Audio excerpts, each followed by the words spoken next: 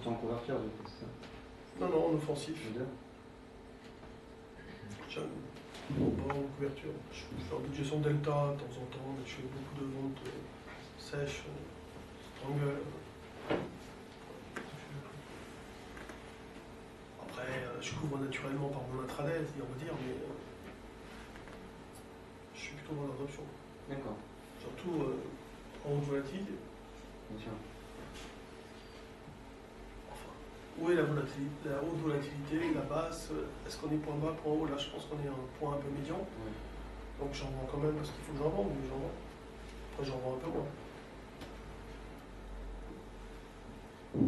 Là, en ce moment, j'ai des positions light. Et ça, par exemple, sur la formation Futures CAC, c'est des sujets qui sont de couverture avec ça, par exemple, c'est pas abordé. Non, c'est option, c'est vraiment option. La future, déjà. Non, c'est pour ça. C'est pas là qui t'a inscrit au stage futur, là, qui était au back-office. Parce que j'ai quelqu'un là qui est sur un. Ah non, il a SocGen. Comme depuis l'histoire Kerviel, il n'a plus aucune chance d'être trader. Il quitte la SocGen pour être trader et il s'inscrit à une formation. Et c'est SocGen parce que depuis l'affaire Kerviel, tous ceux qui étaient au contrôle, il est au contrôle, lui était au contrôle. Et il a aucune, comme il s'est rendu compte qu'il ne pouvait pas faire comme Kerviel qui passait du contrôle justement au trader, ça c'est strictement impossible. Du coup il a démissionné et il se lance. De toute manière, je pense que le marché est arrive un peu à maturité là-dessus. Les dernières années, les ventes sont passées, je pense. Bon. Et puis les belles années des employés aussi. Parce que franchement, là, moi j'ai un pote là. Ça dépend où on est après, c'est sûr. Mais partout. Ça reste, là, j'ai un mec que j'ai formé il y a longtemps, il y a 15 ans, il est trader vedette chez la SocGen sur les Forex. Et c'est le meilleur. Il fait la meilleure perf. Bah, là, les bonus, ils lui ont dit laisse tomber, t'oublies, on est dans la merde, pas de bonus. Ah, il est mauvais, hein. Mais c'est entraîné, hein. C'est des prévisions aussi. Il faut voir comment les 5 prochaines années vont être. Parce que les bilans à l'heure actuelle, c'est pas mauvais. Ils sont mauvais, les chiffres du premier trimestre sont pas bons. Ouais. Parce qu'on a mis les cadavres de côté. C'est des prévisions sur 5 ans. Parce qu'on a mis les cadavres de côté, on a un peu. Ouais, voilà, c'est ça aussi. C'est ce qu'on sait qu'il va falloir payer les cadavres en 5 ans. On sait que la croissance. T'as vu Dexia, c'était pas mauvais aussi, seulement. T'as vu ça, on va faire une bad banque et puis. C'est un cycle. Le cycle arrive à la fin. Le problème, c'est le problème du capitalisme qui a refusé de payer les erreurs, enfin les pertes, quoi.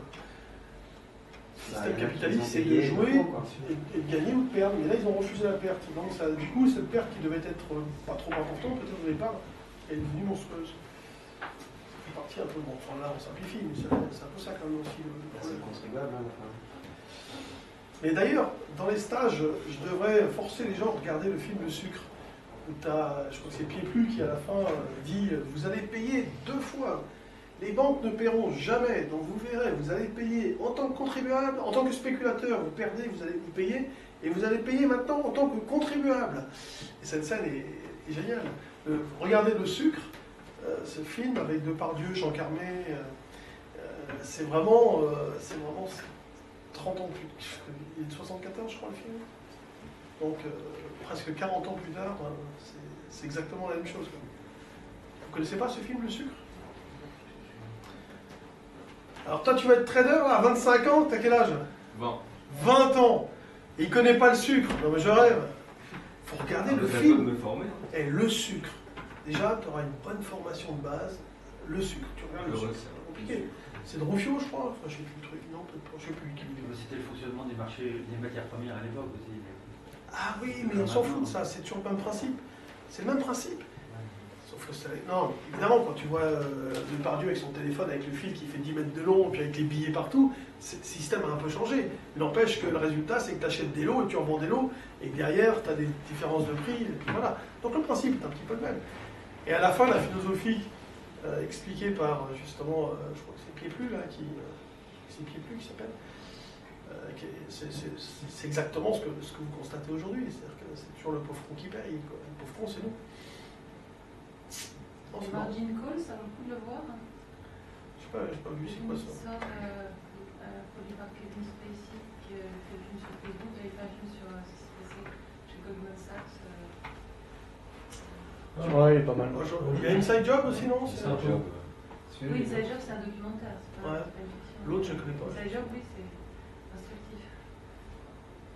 Je connais pas ce film. Il est sorti longtemps?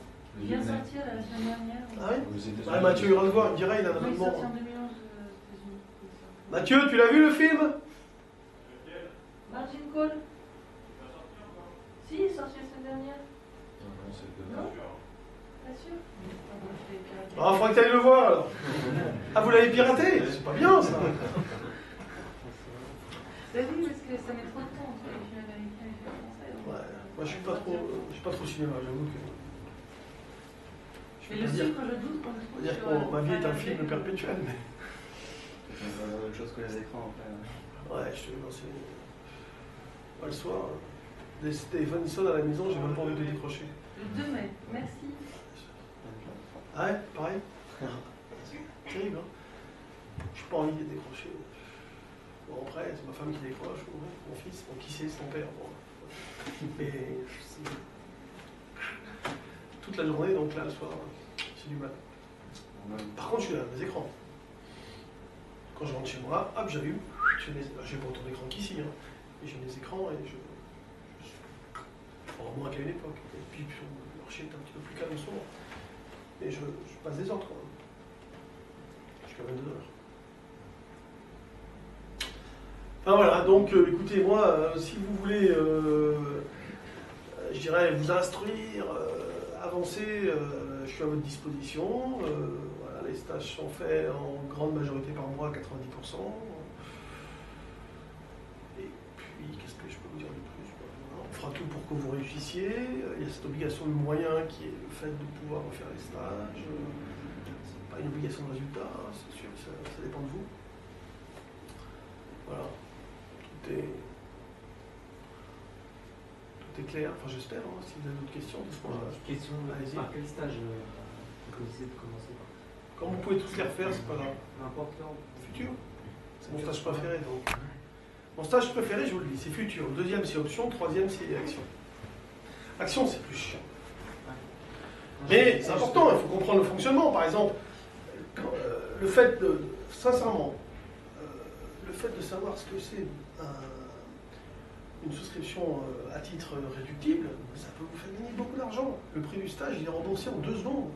Si vous faites une petite opération sympa, vous ne savez pas que il y a une souscription possible à titre réductible, c'est dommage, quoi. Il peut faire un petit billet. Moi, sur Arcos, franchement, j'ai joué l'affaire tranquille. J'ai pris un billet de 5 000, quoi, tout de suite. Mais à coup sûr. J'avais une marge terrible avec la... Après, pas lui qui va dire le contraire. Je vous explique ce que c'est que le J+3 et comment vendre quelque chose que vous n'avez pas à 3 jours pour le céder, enfin pour apporter la contrepartie du jour de l'obtention de la valeur nouvelle et créée, par exemple. Ça peut être génial. Ça vaut beaucoup d'argent, ça, mais il faut trouver un banqueur qui accepte de vous vendre à J-3. La gamme en livraison en France, c'est J+3. Tout doit être fait à J+3. Et les banques sont octroyées comme ça un droit qui consiste à pouvoir vendre des titres qu'ils n'ont pas 3 jours avant que ça aille. Parce qu'ils disent on peut les vendre maintenant, puisque de toute façon je les aurai dans 3 jours. Donc dans 3 jours, comme je les aurai, je pourrai les livrer. Vraiment, vous ne pouvez pas, parce que vous n'avez pas du tout les titres sur votre compte. Donc il faut faire le forcing auprès de la banque en disant ah, moi aussi j'ai envie de vendre à J+3, à J-3. Puis parfois on a négocié, mais ça fait une grosse différence à la fin. Ça fait une très grosse différence. Parce que comme par hasard, à J-3 et la valeur est attaquée. Il y a plein de petites choses comme ça. Donc vous pouvez commencer par le stage que vous voulez. Franchement. Bon, attendez, hein, le futur, tout le temps plein. Alors, je ne vais pas vous faire le coup, c'est pas mon style. Hein. De toute façon, je ne vous vends rien, je vous l'ai dit. Vous rentrez chez vous, si vous voulez, vous pouvez discuter avec l'oreille, mais moi, je n'ai rien à vous vendre. Je vous ai expliqué, prenez vos décisions, faites ce que vous voulez. Ça serait avec plaisir que je vous accueillerai dans un stage, mais là, je ne vais pas vous mettre... Bon, alors, vous faites quoi? Il reste 3 places. Attention, hein, c'est les 3 dernières, dépêchez-vous. Non, non, c'est plein en mai, c'est pratiquement plein en juin. Donc, là, déjà, enfin, sur le futur, je parle. l'écriture, voilà. On est assez fou. Oui, mais si j'ai bien compris, de toute façon, ils vont dû se former à qu'est-ce que c'est que ces outils-là d'abord, avant de suivre les stages. C'est bien comprendre. Mais je vais tout vous expliquer. Donc, de toute façon, moi, je préfère des gens qui viennent me voir et qui ne connaissent rien. D'abord, ils sont moins traumatisés que les autres. Et deuxièmement, ils n'arrivent pas avec des idées, j'ai envie de dire, totalement fausses, pour être poli. Le stage forex. Et j'ai de plus en plus de femmes. Hein. Vous m'avez connu comment, vous? TF1. Non, par mon père. C'est lui qui place mon argent, mais à la fin. Ah, ouais. Comme Fabienne, dis-moi. On aurait dit Fabienne qui m'a répondu exactement la même chose. C'est vrai. Eh, ta thèse de l'air, rien à voir avec la bourse. Hein. Bah, aujourd'hui, il commence à bien toucher sa vie. Ouais, le stage forex. Bah, j'en fais un demain. Non, quand? Après-demain? Non, le jour d'un peu. Bah, oui. Une personne, 7, 6, 7, 8, 6. J'en fais après-demain.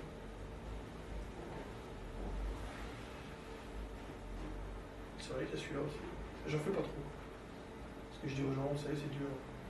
Moi, je veux bien vous faire des stages forex. Hein. Comment se déroulent les stages? Mais bon, en général, vous faites les 3 autres et puis le dernier, je veux là. Et comment se déroulent les stages? Je On a ne les, pas, même si vous commencez par celui-là. Oui. le déroulement des stages, on a les cours en direct ou comment ça se passe? Bien.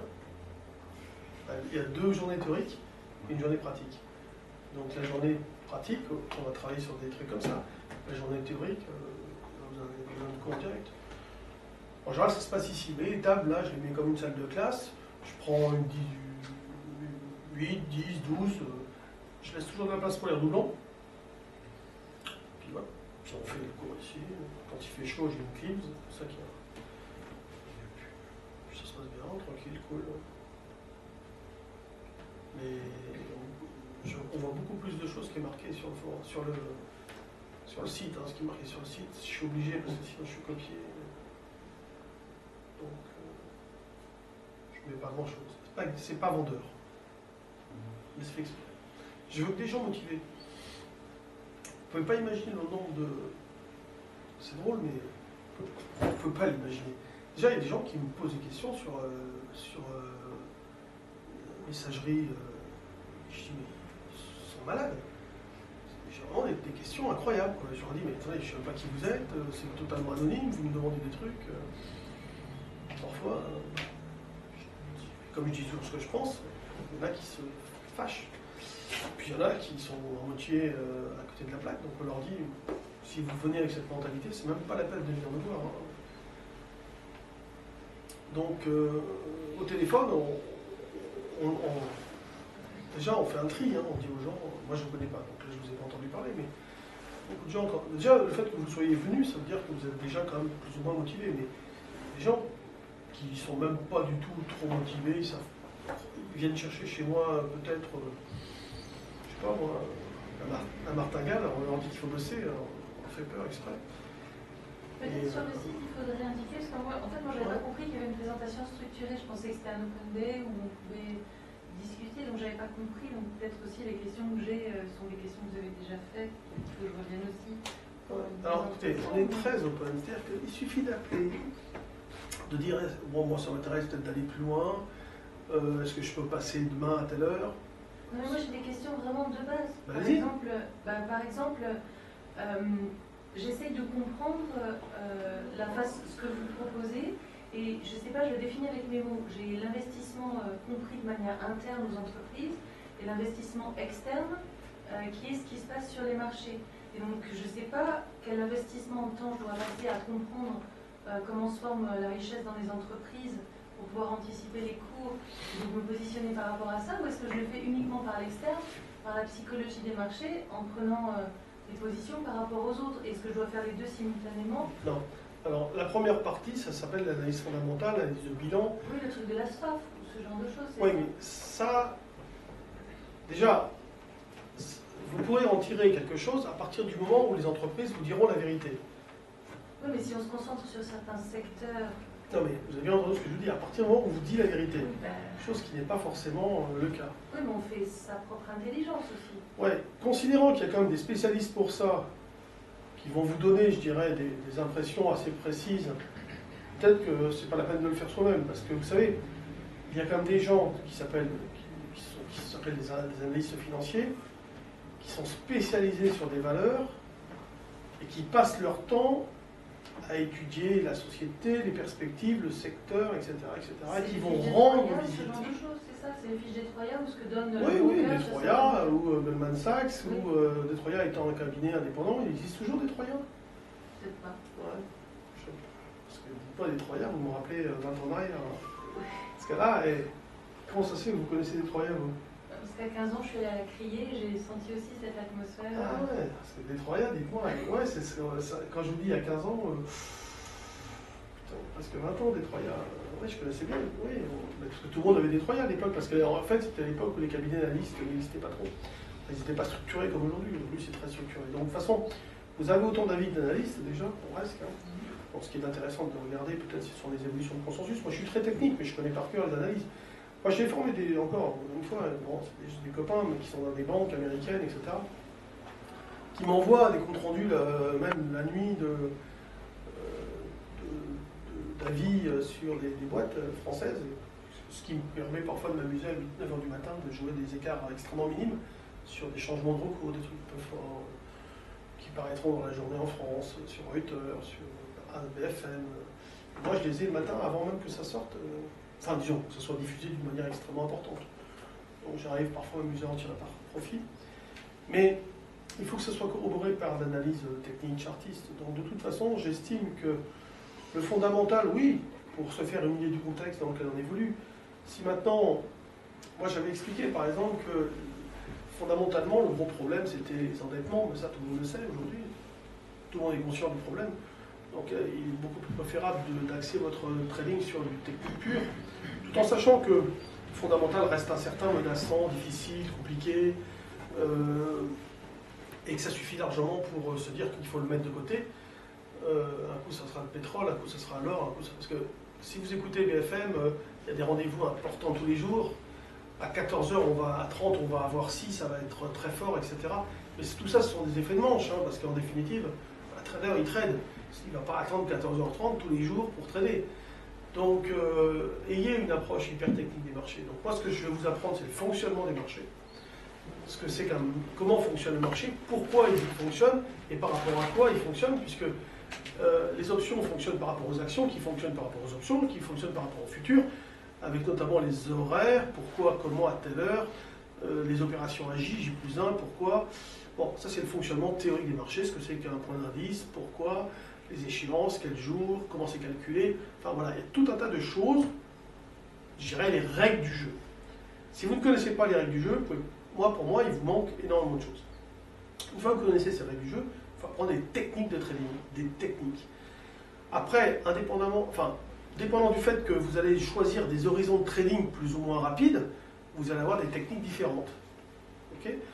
Donc, on va partir d'horizons de trading intraday jusqu'à des horizons de trading long terme.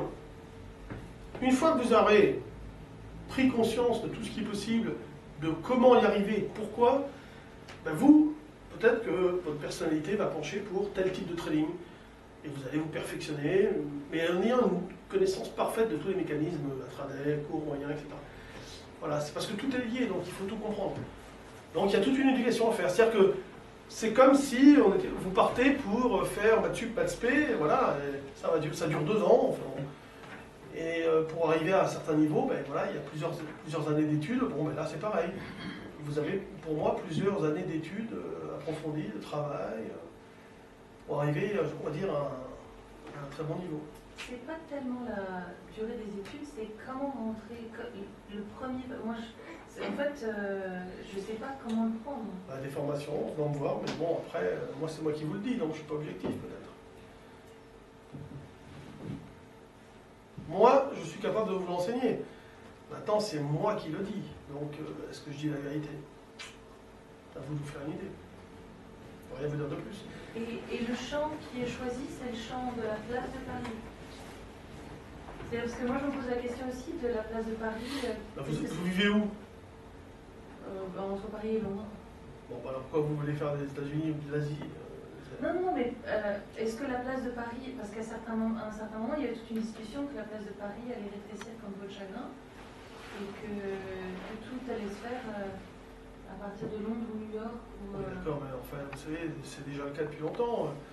Nice Euronext, c'est plus Nice que Euronext aujourd'hui. En fait, on a dit que c'était Euronext qui rachetait le Nice. Toutes les équipes, à Rue Combon, là, au siège de la bourse, il n'y a plus grand-chose, à part les quelques équipes commerciales, il n'y a plus rien, tout est à Londres. Donc de toute façon, ça n'a rien à voir entre le lieu d'activité et les valeurs. et jouer des actions. Vous savez, est-ce que Total, c'est une action de la Bourse de Paris? Enfin, je veux dire, oui, mais est-ce que Total représente l'économie française? Total, c'est un instrument comme un autre qui est une grande compagnie, et puis voilà, Total, La grosse majorité du chiffre d'affaires est à l'étranger. BP ou autre. Enfin, je vois pas le problème. De toute façon, les règles de fonctionnement que je vais vous apprendre, en général, sur Nice Euronext, ça regroupe déjà pas mal de marchés. Ensuite, ça va vous permettre de comprendre les règles des différents marchés. Imaginons que je vous devinais, vous appreniez tout ce que vous avez à apprendre sur les options qui sont traitées sur Nice Euronext. Alors déjà, vous allez vous dire, ok, il y a quand même des règles à comprendre. Et après, le jour où vous allez vous intéresser à un produit qui va coter sur l'Eurex, par exemple, donc le grand concurrent de Euronext, de Nice Euronext, vous allez vous dire, ok, je vais m'intéresser aux options DAX, par exemple.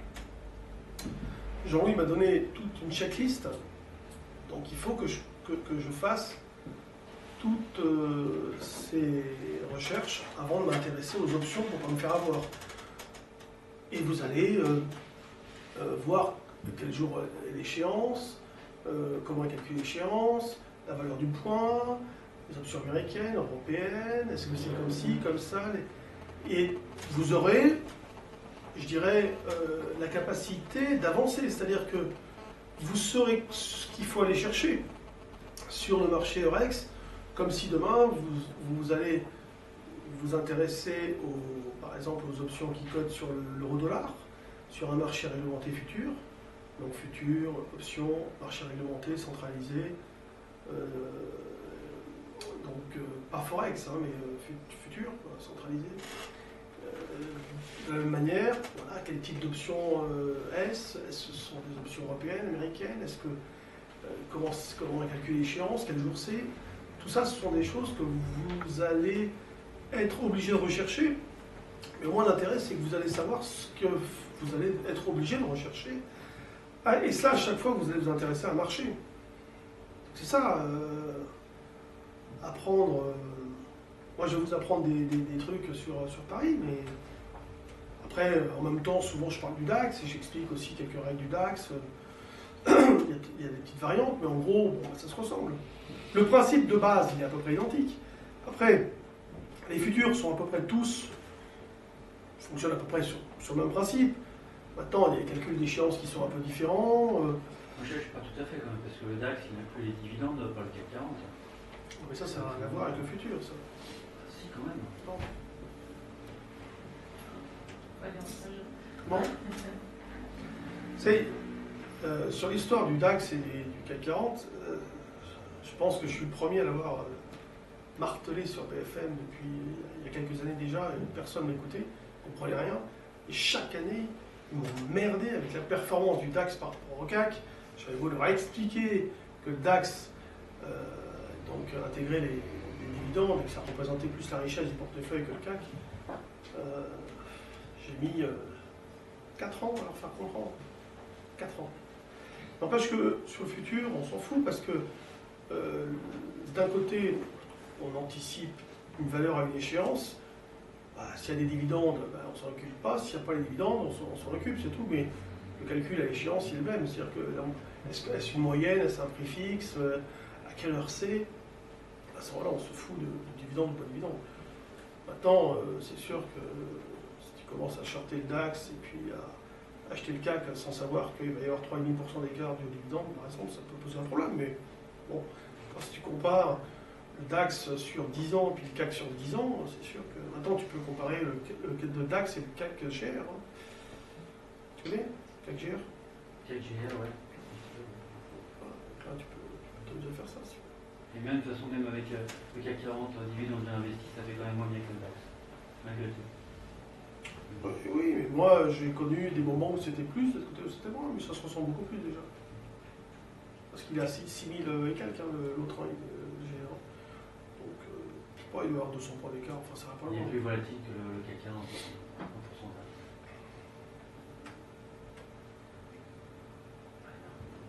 Il y a 30 valeurs, l'autre il y en a 40. Non mais de toute façon, chaque marché a son intérêt. Enfin, moi je suis pas payé par Analyse Euronext, au contraire, il m'invite même pas pour faire des trucs. Mais de toute façon, moi ce que je vais vous apprendre, c'est à avancer toute seule si c'est nécessaire. Voilà. C'est-à-dire que il y a toute une éducation à faire. Et cette éducation, si la bourse vous intéresse, elle est indispensable. À vous après de voir. Là, je peux que répéter un petit peu ce que j'ai dit. Je suis obligé de faire des montages. Mais non, c'est vrai. Moi, je vous apprends un maximum de choses, mais qui vont vous permettre d'avancer seul. Mais je sais que, par exemple, pour l'analyse, les gens, vous savez, si avec moi, il y a des gens qui sont des vrais pros à très haut niveau, ils savent se débrouiller tout seuls aussi. Hein. Et pourtant, c'est les meilleurs au monde dans leur spécialité. Hein. Vraiment. Ils font partie des meilleurs au monde. Mais ils sont avec moi sur, par exemple, pour avoir des objectifs, tout simplement, sur les tendances, sur des points. Donc, il faut commencer par, moi je pense que vous pouvez commencer par les actions. Si vous partez de 0, 0, 0, vu les questions que vous m'avez posées, vous pouvez commencer par les actions, ensuite faites le futur, ensuite faites les options, si vous voulez. Si déjà les actions, l'approche technique ne vous plaît pas, vous allez peut-être me dire, futur les options, peut-être que ça vous intéressera moins, mais encore une fois, je ne sais pas si vous étiez là quand je le disais, mais aujourd'hui les marchés sont beaucoup plus des outils, simplement des outils pour gagner de l'argent, avec comme finalité simplement de faire de l'argent, plutôt qu'une quelconque représentation de l'économie. Alors c'en est une, mais d'abord c'est certainement pas la représentation de l'économie française. Après il y a toutes les images poncifs complètement dépassées, consistent à dire qu'on suit les marchés américains, c'est une connerie. Des vieux trucs qui datent de l'époque où l'économie française suivait l'économie américaine. Mais aujourd'hui, la bourse, c'est arbitré, ça ne se suit pas, ça s'arbitre, ça se... On parlait des indices. Ouais. Quand le dos baisse, le CAC est supposé baisser dans la foulée. Connerie, ça. Ouais, j'ai entendu ça aussi. Si c'était si facile, il suffit de regarder ce que fait là. En même temps, Il y a plein de gens qui passent à la radio qui vous l'expliquent aussi. Hein. Mais ils font pas de bourse, ces gens-là. Je sais pas, vous avez d'autres questions, non? Allez, je vous sens bien parti là.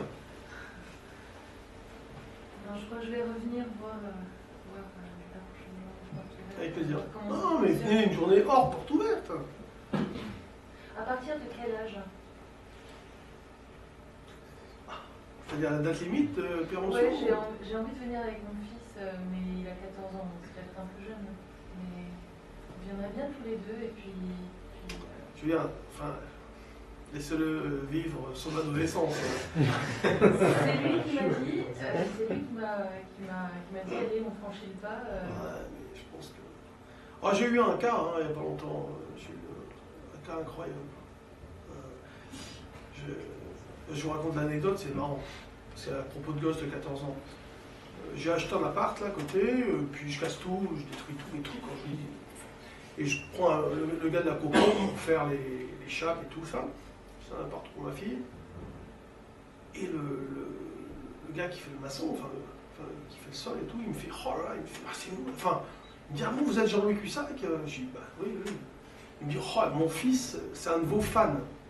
Ah bon? Je dis, vous êtes jeune, mais il a quel âge votre fils? Ah, il me dit, il a 10 ans. Là, voilà, vous en avez un autre de 14 ans. Julien sur la télé. Je dis, c'est une plaisanterie. Bah oui, non, mon fils a 10 ans, c'est un de vos fans. Je dis, enfin, un de vos fans.